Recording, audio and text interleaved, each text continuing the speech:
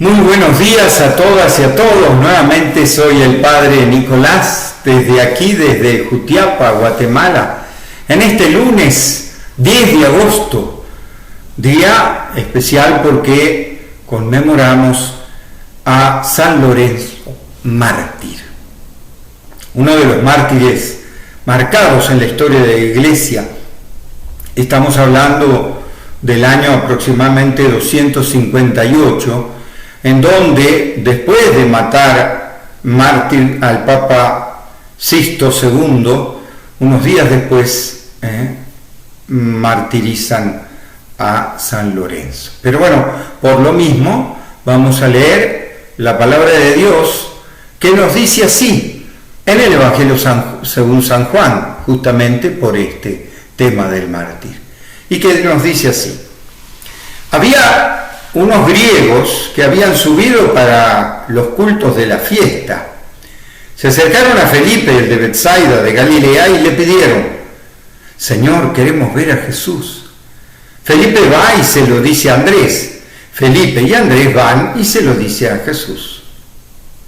Y Jesús le contesta: ha llegado la hora de que el Hijo del Hombre sea glorificado. Les aseguro que si el grano de trigo caída en la tierra no muere, queda solo, pero si muere, da mucho fruto. El que se aferra a la vida la pierde, y el que desprecia la vida en este mundo la conserva para la vida eterna. El que quiera servirme, que me siga, y donde yo estoy estará mi servidor. Si uno me sirve, lo honrará el Padre. Ahora mi espíritu está agitado, ¿y qué voy a decir?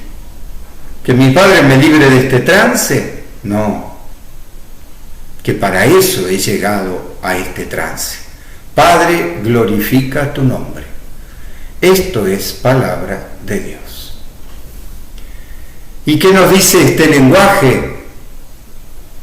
En este mensaje, justamente en el día de San Lorenzo, la tradición de San Lorenzo es que quedó como tradición que en vez de martirizarlo cortándole la cabeza o crucificándolo como solían hacer los romanos, porque él era administrador de muchos bienes, quería que renunciara, y entonces lo hicieron sufrir quemándolo en una parrilla.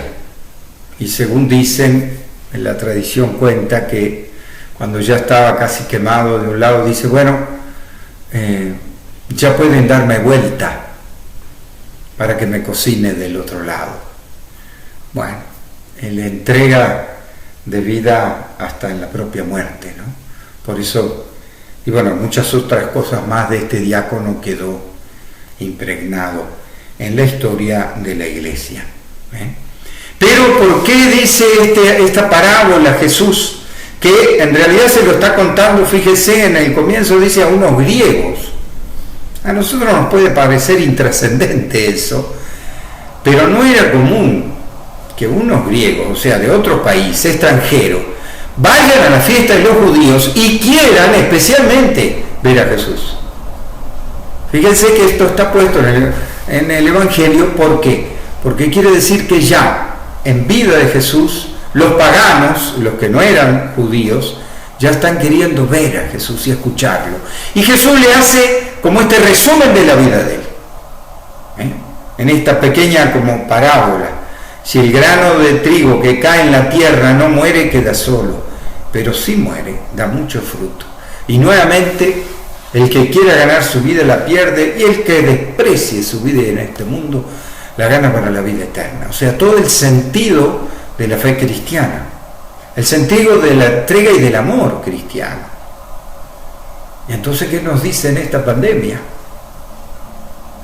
Yo tengo que referirme porque parece que muchas veces los martirios, como la muerte de Jesús hace 2000 años, parecen lejanos y parecen ajenos. Y yo tengo que dar un testimonio que me pasó en el año 2010. cuando estuve en la parroquia de Livingston, Izabal, en donde estaba con los garífunas y los quechíes, pero sobre todo con los quechíes. Yo tenía, quien era mi mano derecha, mi amigo de él, de toda su familia, ¿no? Francisco Calchu. ¿Y qué pasó con Francisco, que era un líder no solo de la parroquia de Livingston, de Izabal, sino del norte, yo diría, de Guatemala, por su capacidad, su fe, su expresión de fe profunda, maravilloso, tal es así que, bueno, yo tuve que salir de la parroquia de Livingston por conflictos con el obispo y otros tipos de conflictos que me obligaron a irme de allí y deshacer el equipo misionero que tenía, aunque yo quería ir a otra parroquia vecina para seguir con este líder. ¿Y qué pasó? Unos meses después me entero que unos sicarios llegaron en lancha hasta la casa de Francisco, rodearon el rancho y empezaron a disparar. Ante lo terrible de los disparos, la comunidad indígena llamó a la policía de Livingston, porque en esa época ya había celulares, estamos hablando del 2010, para decirle que estaban tiroteando y masacrando a esa familia. Los policías simplemente le dijeron: no, si vamos nosotros también nos matan a nosotros. O sea que los sicarios hicieron su trabajo tranquilos, ¿no? Primero tirotearon, como le digo a todos, y después entraron en el rancho, los ataron de manos y le dieron un tiro en la cabeza a cada uno, a él, a su mujer, a sus hijos y a sus nietos, también un nietecito que también tenían de meses. Fue un acontecimiento muy fuerte y muy profundo, porque todo el mundo sabía que los mataron por el liderazgo de fe de Francisco y de toda su familia, porque fue un acontecimiento que tocó profundamente a todos los quechíes. ¿Por qué? Porque todavía hay gente que no quiere, por ejemplo, en Guatemala, que surja y emerja un líder entre los quechí. Como los indígenas no tienen que tener líder, entonces hay que matarlo. Pero este no era un líder político, no estaba en política, pero sí un líder religioso, de fe, notable, él y su familia. Pero entonces quisieron dar como un escarmiento, matar a él y a toda su familia, a sus hijos y a sus nietos, marcando que no tenía que haber un liderazgo así. Sin embargo, uno puede decir: bueno, los mataron y se acabó. No, la historia no terminó ahí, porque yo en esa época ya estaba aquí en Jutiapa, pero la gente no sabía que yo venía de Livingston.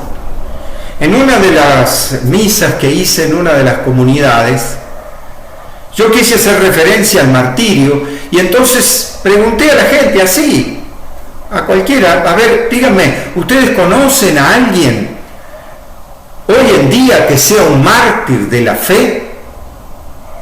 Y de repente un hombre levantó la mano y me dijo: sí, Francisco Calchu y toda su familia. Me entró en el corazón, no saben cómo.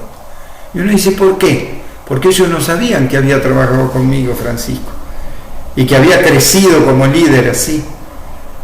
Ellos no sabían que yo había estado muy cerca de él, hasta 2 meses antes que lo maten, ¿no? Ellos tampoco sabían que yo tenía esa cercanía. Y acá estamos muy lejos de Livingston, muy lejos. Es el otro lado de Guatemala, Jutiapa. Y sin embargo, quiere decir que el pueblo lo había asumido como mártir. Fíjense.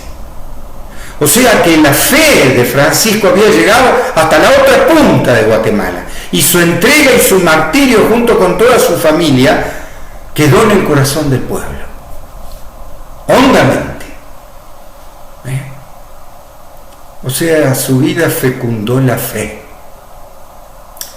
Y aún estando justamente tan lejos está en el corazón del pueblo su martirio y su entrega de vida y de amor. Por eso yo creo que le tenemos que pedir a San Lorenzo y a toda la familia de Francisco Calchú esa fe que tuvieron ellos, que marcó y sigue marcando la historia de un pueblo. Porque, como dijo el profeta que también acaba de morir, Pedro Casaldáliga, el problema de la fe, la contraparte no es no creer, es no tener miedo. Así dijo Pedro Casaldáliga. El problema no es no tener fe, es no tener miedo, porque la contraparte de la fe es el miedo. Y para quien no lo tuvo, como Francisco y como San Lorenzo, le tenemos que pedir que desde el cielo nos ilumine con esa fe. En medio de esta pandemia, que no hay que tener miedo, hay que tener fe. Pidámosle a ellos que nos inunde la fe. Que Dios los bendiga en el nombre del Padre, del Hijo y del Espíritu Santo. Amén.